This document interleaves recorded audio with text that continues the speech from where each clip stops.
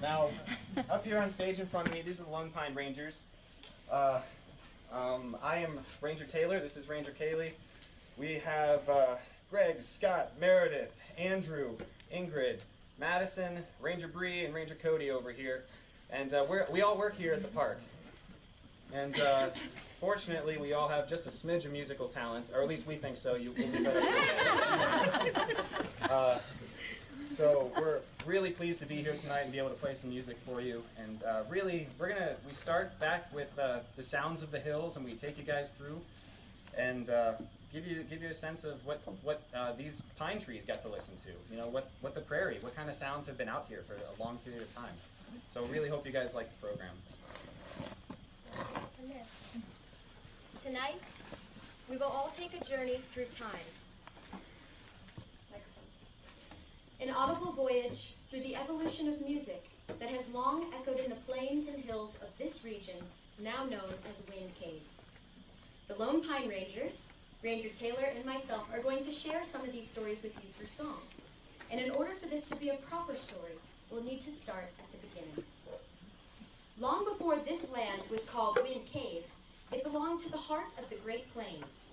Stretching east to the Mississippi River and west to the Rocky Mountains, the American prairie covered 1/3 of the North American continent. A rich network of rivers and streams fed that prairie, creating lush grasslands for plants and animals. Among this ocean of grass, like an island from a calm sea, rose a giant mass of rock and pine called the Black Hills.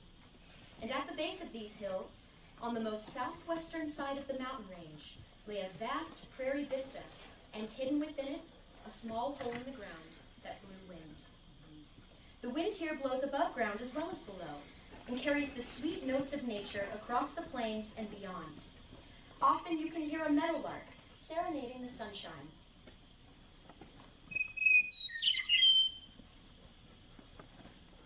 Have any of you heard that song? Oh, yes. Lovely. Or male bison grunting as late summer drops hints of the approaching mating season. Sounds like a grizzly. On warm nights, you can listen to bats hunting the moths and mosquitoes.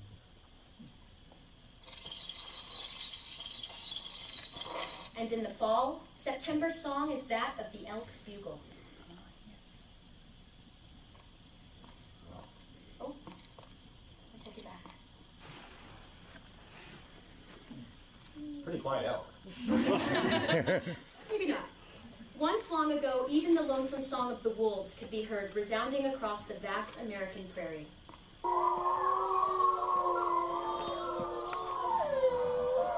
This is the music of the wilderness, Mother Nature's soundtrack, and her orchestra has many talented players.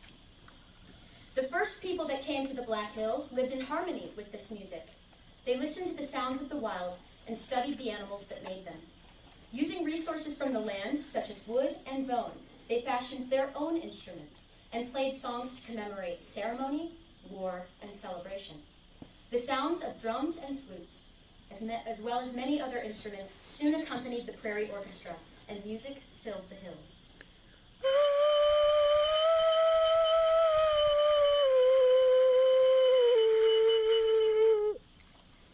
To these people, the Black Hills are held sacred.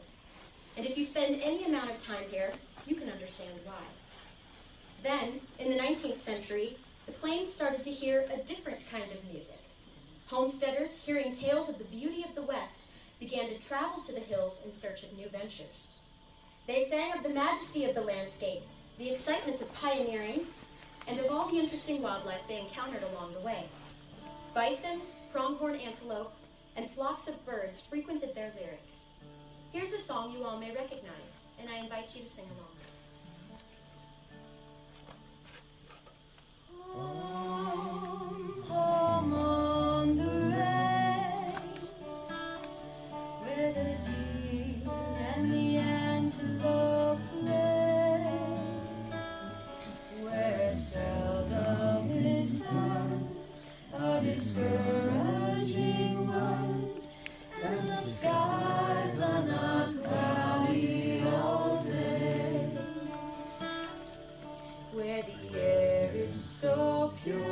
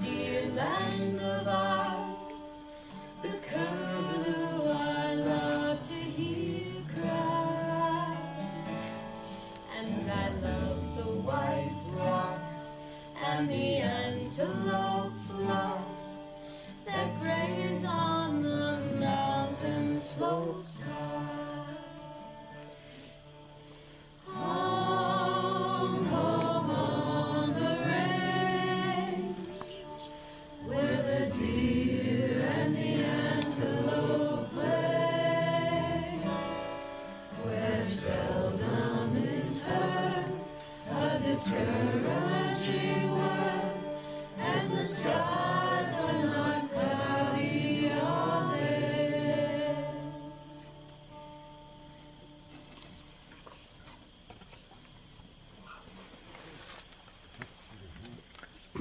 Some settlers were seeking a quick fortune in the gold rush that swept through the Black Hills in the late 1800s.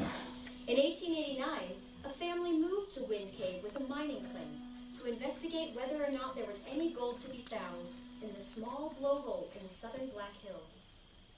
Alvin McDonald, their 16-year-old son, was the most interested in the cave. And day after day, week after week, he crawled down inside that little hole to explore the passageways for crystals and other formations. Eventually, when no gold was found, Alvin and his family decided to start giving tours at the cave instead. Now, he was a pretty dreamy fellow, as you can see from this photo behind me, and all the ladies were awfully fond of him. We know about that because we read about it in his personal diary. But he must have led hundreds of people underground on routes that he himself had created to show them natural wonders such as boxwork, frostwork, and cave popcorn, all by the light of a candle. Unfortunately, Alvin's explorations were short-lived, for in 1893, just 4 years after his family had moved to Wind Cave, he passed away from typhoid fever. But his legacy of exploration lives on in his accounts of the cave that he left behind and in the hearts of those still exploring the cave today.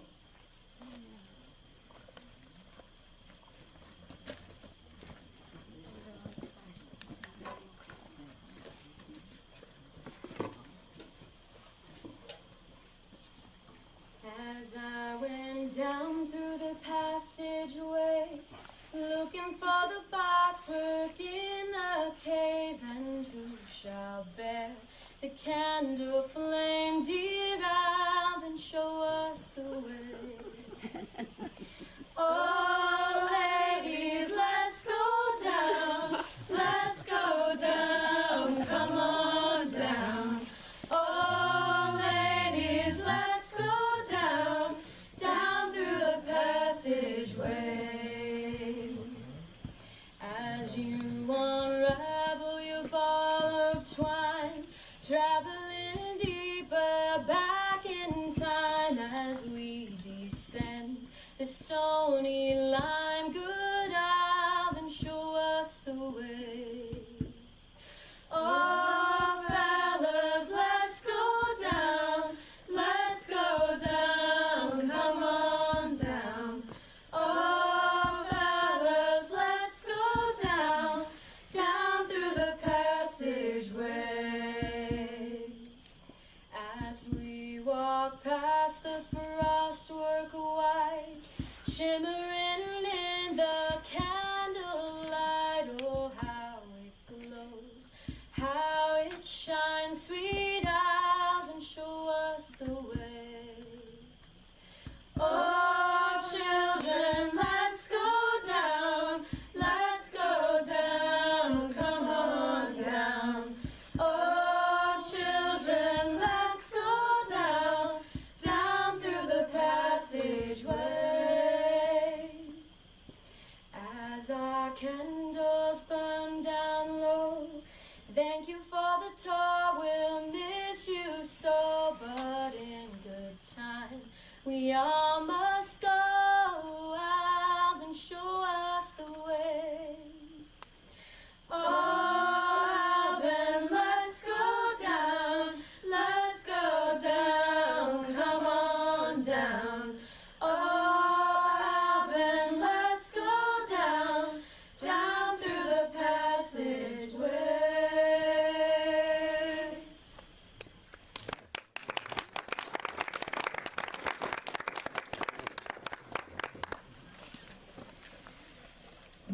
Due to Alvin's influence, Wind Cave became much more widely known and was accredited with national park status in January of 1903. It was the very first cave to ever be protected as a national park. Once attention had been drawn to the unique nature of the cave system, others thought it would be appropriate to preserve the integrity of the mixed grass prairie on the surface as well. and in 1913, the Wind Cave National Game Preserve was underway, and the great American buffalo that had once roamed wild and abundant here were reintroduced to their native plains. Oh, perhaps you thought the buffalo had always been here. The truth is that the buffalo were almost completely gone from the face of the earth, and it turns out they're not even buffalo really either. They're actually bison. Bison is the name, but I'll let Ranger Taylor let you explain.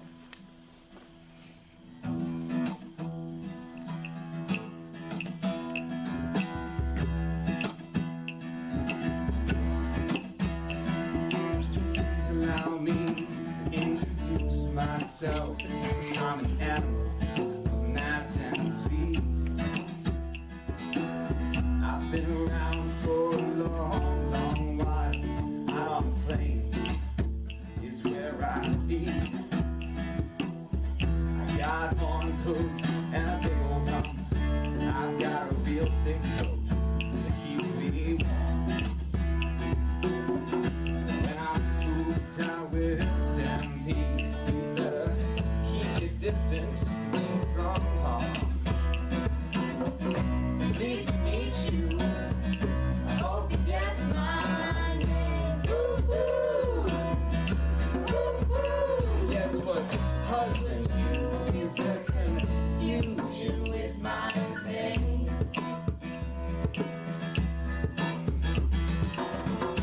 Native people taunted me. They run me over hills in haste.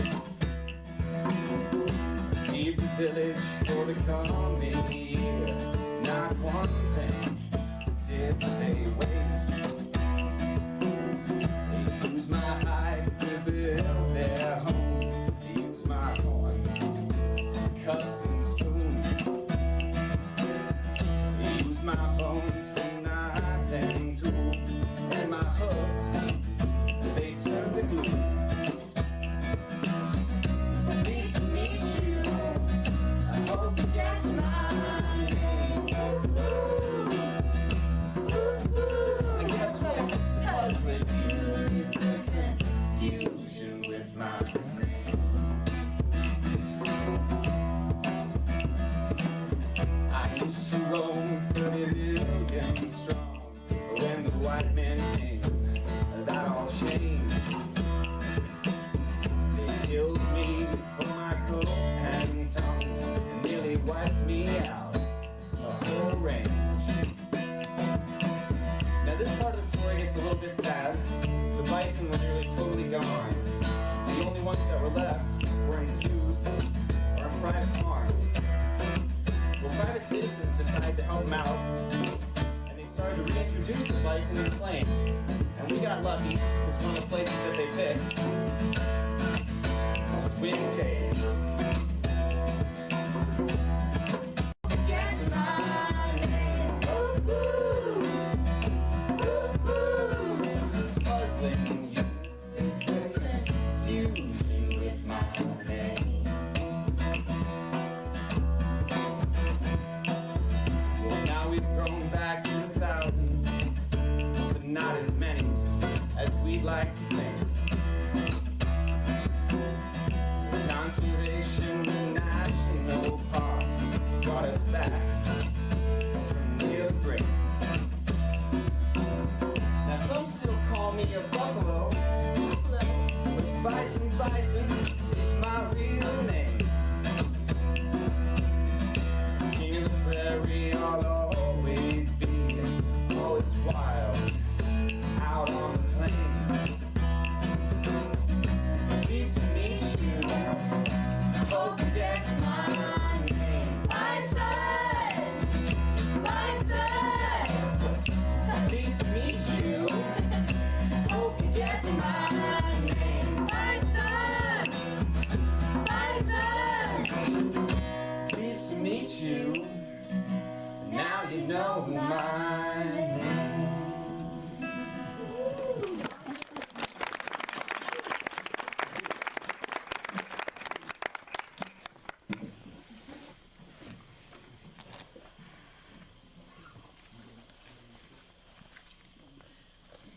The reintroduction of the bison to the plains came about at a time when a renewed sense of conservation and hope was desperately needed in this country. The Great Depression had caused many to suffer in a tremendous financial hardship, and money, let alone work, was hard to find. But in 1933, the government sponsored a number of public works projects to improve federal lands. This group of young men designated to carry out these projects became known as the CCC, the Civilian Conservation Corps, and would be responsible for the positive changes in conservation methods to come. As more land was being set aside for national parks, more jobs were being created. The crews of men would build their own camps and cabins to stay in before attending to assigned projects, such as digging tunnels, building bridges, pouring concrete, raising fences, and creating roadways. Earning just $1 a day for their labor, the CCC worked tirelessly to make our national parks both beautiful and accessible to visitors worldwide.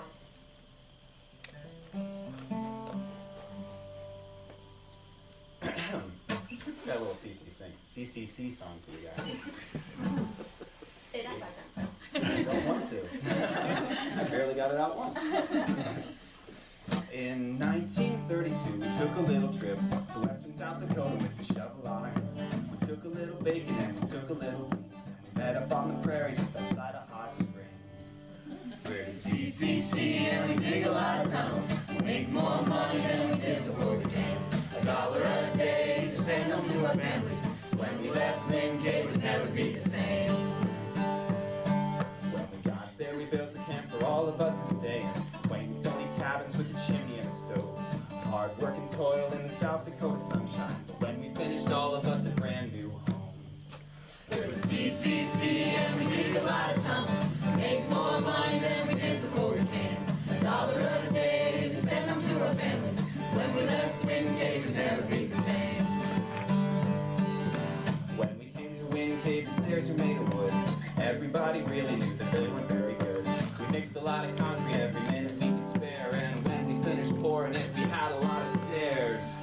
We're the CCC and we dig a lot of tunnels. We make more money than we did before we came. $1 a day to send them to our families. When we left Wind Cave, we'd never be the same. Roads to make parks easier to find, a place to go to take a rest and leave the world behind. Make the world a natural one, a happy place to be. National parks will never forget the CCC. We're the CCC and we dig a lot of tunnels. Make more money than we did before we came. $1 a day to send them to our families. When we left Wind Cave, we'd never be the same. One more time. We're the CCC and we dig a lot of tunnels. We make more money than we did before we came. $1 a day to send them to our families. When we left Wind Cave, we'd never be the same. I want to do another one. Sure. We're the CCC and we dig a lot of tunnels. We make more money than we did before we came. $1 a day to send them to our families. When we left Wind Cave, we'd never be the same.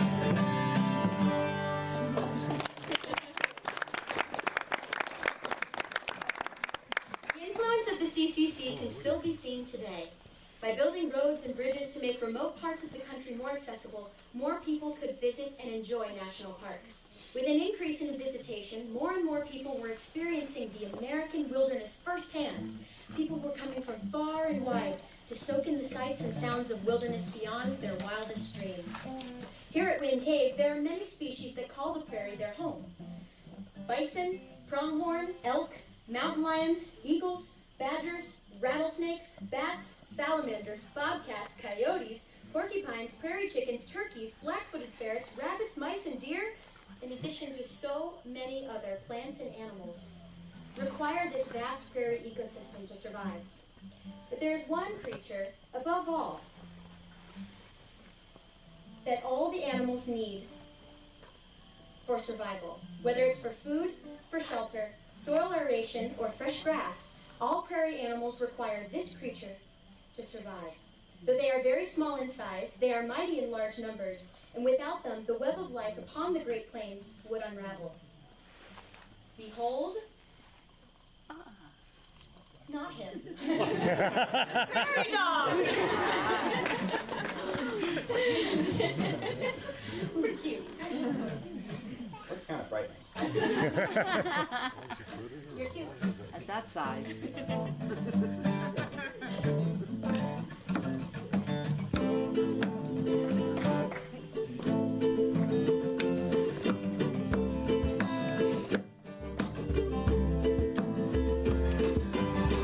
Walking in a mixed grass prairie, looking out for danger all around me. If you get too close, I will get nervous. But when you're gone, I'll have grass for breakfast. And they say I come from a land down under. Why they call me a dog, I often wonder. Bison told me run like thunder. You better run, you better take cover. I live in holes 'cause it's safe below ground. Keep my view clear about you and all the plants down. Black-footed ferrets hunt me, so I stay alert and they won't catch me. And they say I come from a land down under. Why they call me a dog, I often wonder. Bison told me run like thunder. You better run, you better take cover. Lots of things live in you with me. It's kinda like an underground city. Growing owls and salamanders, widow spiders and prairie rattlers. And they say I come from a land down under. Why they call me a dog, I often wonder. Bison told me run like thunder. Better run, you better take cover. Bison like to graze in my dog town. The freshest grass grows from what I mow down. Lots of animals depend upon me. I guess that's why I am the keystone species. And they say I come from a land down under. Why they call me a dog, I often wonder. Bison love me run like thunder. Better run, you better take cover. Better run, you better take cover.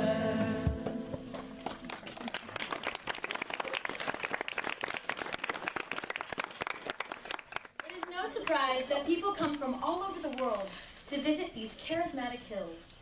Like many of you, most of us rangers are not from South Dakota, but at one time or another caught wind of the magic, if you will, that takes up residence here in the vast entanglement of prairie and pine forest. And just like you, we long to be immersed in it. For many of you, the hills are an old friend, waiting to greet you every summer with sun-drenched grasses and wind-whistling pines. But for many of you, your discovery of this vast wilderness is just beginning, and we can only hope you come back to the Black Hills and visit in years to come.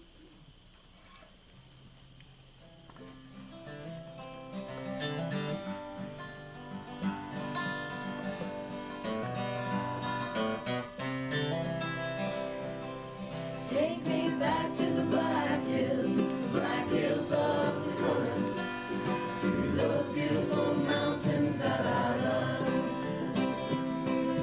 I lost my heart in the Black Hills, it's the Black Hills of Dakota, where the pines are so high that they kiss the sky above.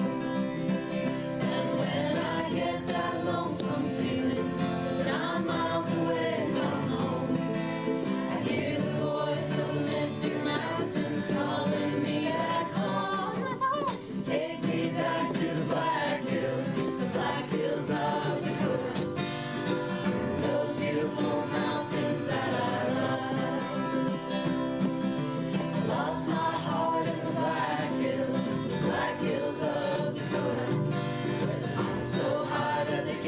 sky above.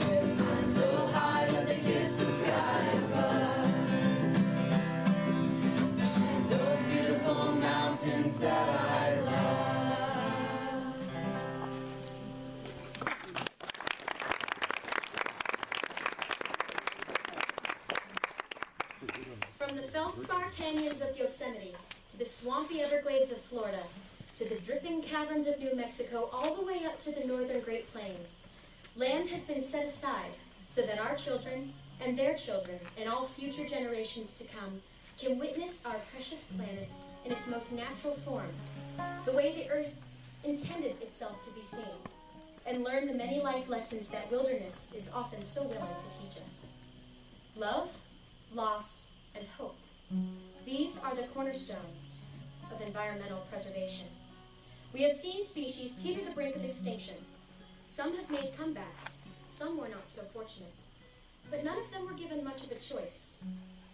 The bison would have all been lost if not for a few passionate human beings who sought to keep them safe and see them roam the plains wild and free once again. In order to protect what little true wilderness we have left on this planet, we must always remember that inside all of us is a voice for nature, our own voice, and our own ability to speak for those things that cannot speak for themselves. For after all, it is humans that will ultimately decide the fate of the last wild places on Earth. And if we can continue to visit, experience, and speak out for nature, we can get others to do it too. Because with deepened appreciation for this beautiful natural world will grow knowledge of our responsibility on this planet as caretakers of all things wild and free. And with knowledge, we can be the change that we wish to see in the world.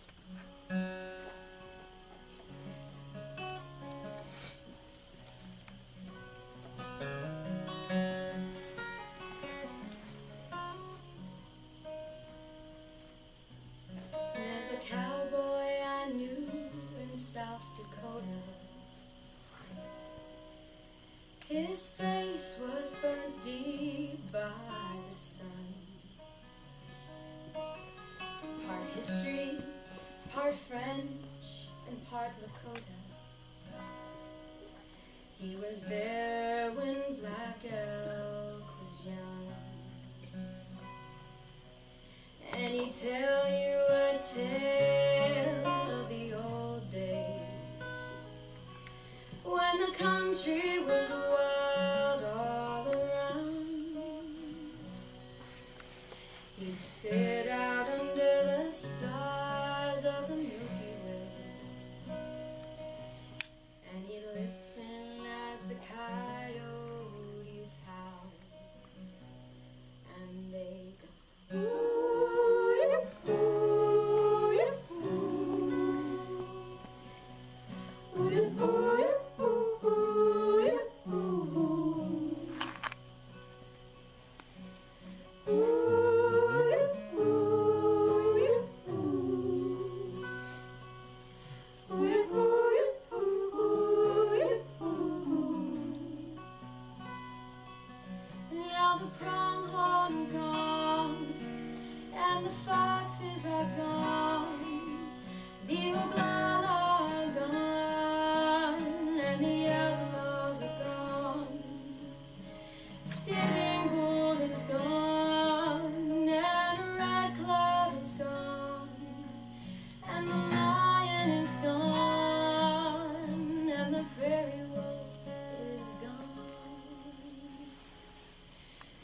he cursed all the roads in the gold pans, and he cursed the automobile.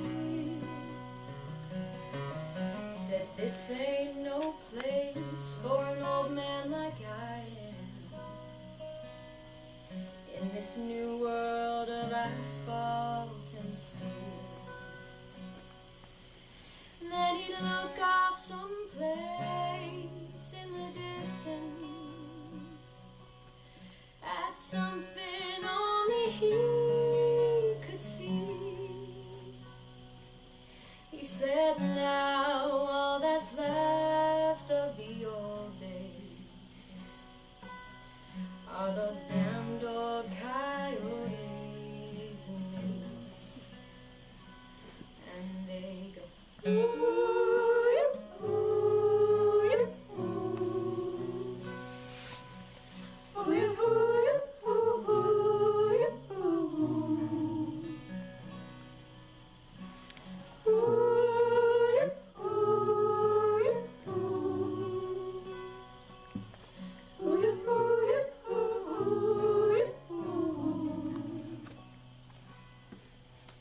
now the bighorns are gone, and the grizzly is gone, and the mountains are gone, and the grasses are gone, the colts are gone, and the black elk is gone, and the ferrets are gone, and the buffalo is gone.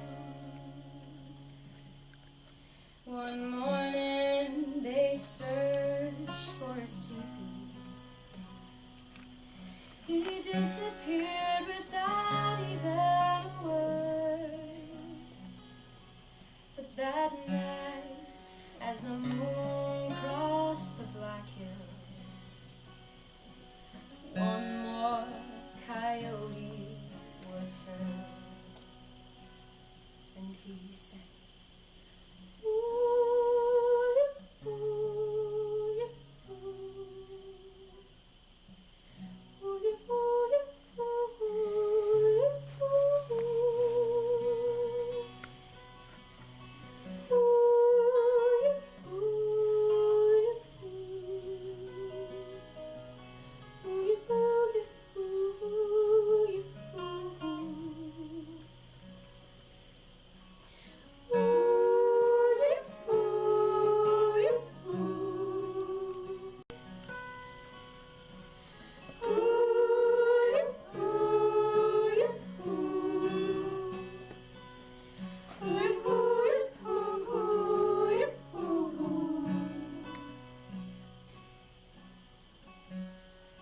I invite you all, every now and then, to just stop, sit, and listen to nature's music that is around you all the time. It's something that I think we take for granted, but we'll never be without it. And I want to thank you so much for being here tonight.